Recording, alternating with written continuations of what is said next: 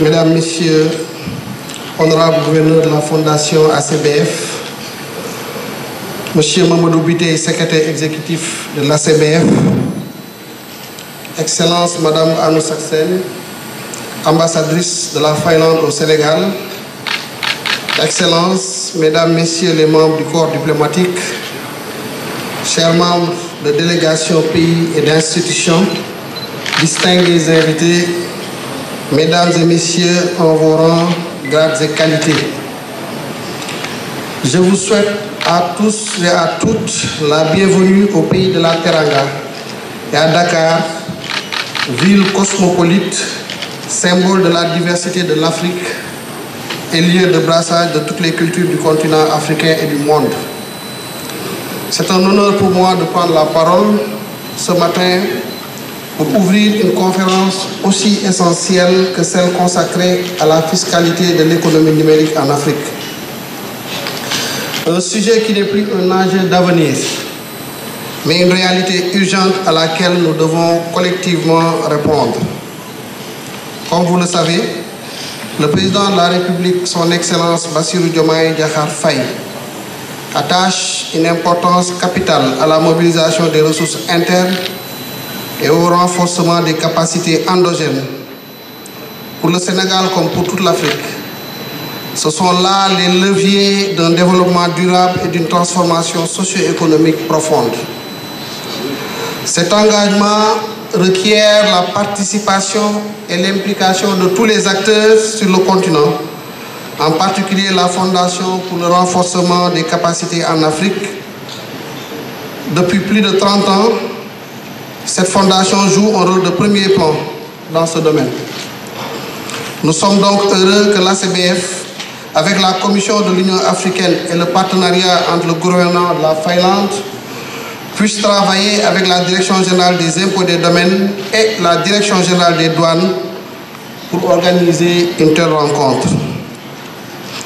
Mesdames, Messieurs, distingués délégués, en 2023, le Forum économique mondial a noté qu'au cours des 10 dernières années, l'économie numérique a cru à un rythme de 2,5 fois supérieur à celui du PIB de l'économie traditionnelle, alors que selon la Banque mondiale, elle constitue plus de 15% du PIB mondial. En Afrique, l'économie numérique est un moteur de transformation. Avec 70% de la population âgée de moins de 30 ans, un taux de pénétration d'Internet en hausse, 27% en 2023, et une adaptation massive de la mobile monnaie, 1105 milliards de dollars ont transité par les comptes de mobile monnaie sur le continent durant l'année écoulée, ce qui représente une augmentation de 15% par rapport à l'année 2023. Notre continent incarne donc l'innovation. Cependant, les défis demeurent. L'accès à l'électricité reste un obstacle de taille. À peine 43% de la population africaine bénéficie d'une fourniture fiable. Le continent enregistre une perte annuelle de 60 milliards de dollars en raison de la non-numérisation de la collecte des impôts et des flux financiers illicites.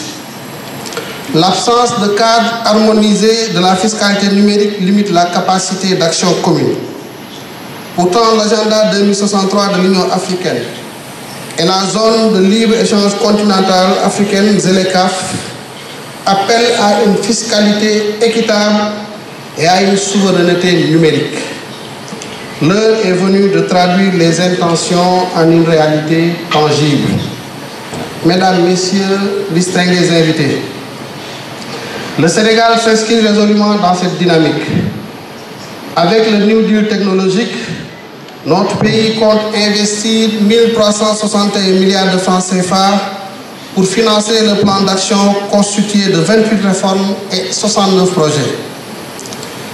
Sur le plan fiscal, le Sénégal a adopté en 2023 une taxe sur les services numériques ciblant les revenus des géants de la tech.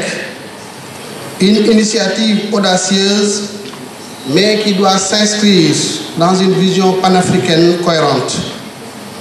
À cet effet, pour bâtir un avenir équitable et renforcer notre intégration, je propose que notre réflexion s'organise autour de 3 piliers d'action.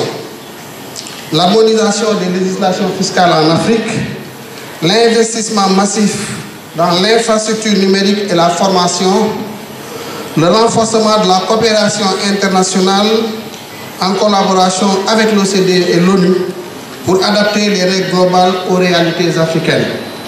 Mesdames, Messieurs, distingués délégués, ce débat n'est pas qu'une réalité de fiscalistes ou d'économistes. C'est aussi une question de justice et de souveraineté. À travers cette conférence, il s'agit d'examiner les voies et moyens de garantir que chaque pays, chaque citoyen bénéficie équitablement des richesses générées par la révolution numérique. L'Afrique, continent dynamique et jeune, est à l'avant-garde d'une révolution digitale sans précédent.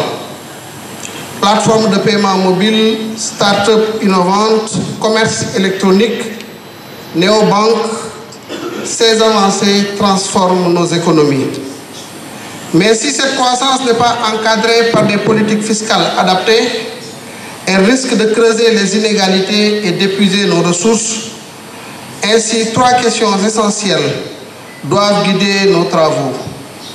Comment capter équitablement la valeur créée par les géants du numérique, souvent hors de nos frontières? Comment moderniser nos systèmes sans étouffer l'innovation? Comment garantir que les recettes collectées servent à bâtir des États solides, à former nos jeunes et à protéger notre environnement? Je vous invite durant ces journées à penser ensemble, à innover ensemble et à agir ensemble. Car c'est par la solidarité, la vision partagée et la coopération panafricaine que nous pourrons écrire un chapitre africain de souveraineté financière et de révolution numérique inclusive, durable et prospère. Sur ces notes d'espoir, je déclare ouverte la conférence internationale sur la fiscalité de l'économie numérique et vous remercie de votre aimable attention.